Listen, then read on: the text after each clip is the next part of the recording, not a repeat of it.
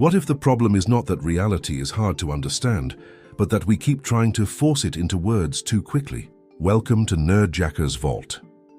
Today, we're stepping into the Dao De Jing by Lao Tzu, a text that doesn't argue like normal philosophy. It moves through images, reversals, water, valleys, infants, empty vessels, silence. Each one feels simple at first, but the longer you sit with it, the stranger it becomes. And the text begins with its most important warning.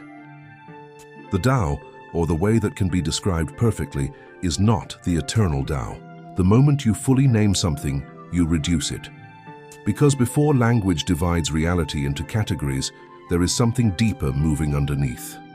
The Tao, not exactly a god, not exactly a law, more like the quiet process through which all things emerge, change, and return. And once Lao Tzu gives you that idea, he starts turning ordinary assumptions upside down. Weakness is not always weakness. Softness is not always defeat. Emptiness is not useless.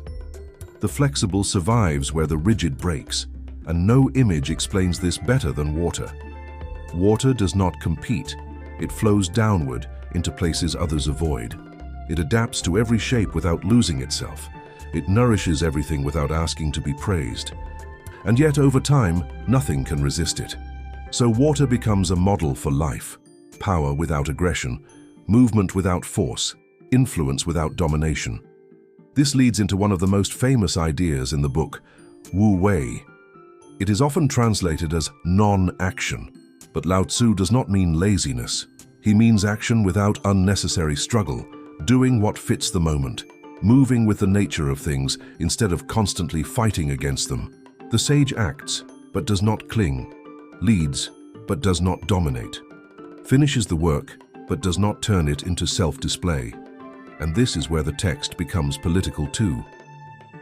Lao Tzu distrusts excessive control. The more rulers interfere, the more disorder they create. The more laws multiply, the more people learn how to evade them. The more a society chases cleverness, wealth, and power, the farther it drifts from simplicity. So the best ruler is not the loudest one, not the most feared, not even the most praised. The best ruler is barely noticed. People live their lives, things settle into order, and they feel as if it happened naturally. That sounds gentle, but it is actually demanding, because this kind of power requires restraint, humility, patience, the ability not to insert yourself into everything. And for Lao Tzu, that is where most people fail. They grasp too tightly. They want recognition. They want certainty. They want more wealth, more control, more importance. But the tighter they hold, the more unstable everything becomes. So the sage learns contentment. He knows when enough is enough. And that sounds simple, until you realize how much of human life is built on refusing to believe it. A cup is useful because it is hollow. A room is useful because of the empty space inside it. A wheel turns because of the empty hub at its center. Absence is not nothing. It is what allows things to function. That is one of the quietest and strongest ideas in the Dao De Jing. What looks empty may be the most useful thing. What looks weak may be the most enduring. What looks low may be closest to the Tao. This also explains Lao Tzu's suspicion of violence. Weapons are not glorious. Victory in war is not something to celebrate. It should be treated almost like mourning, because force always produces reaction. Aggression creates resistance. Anything pushed to an extreme begins to turn into its opposite. Power rises, then declines.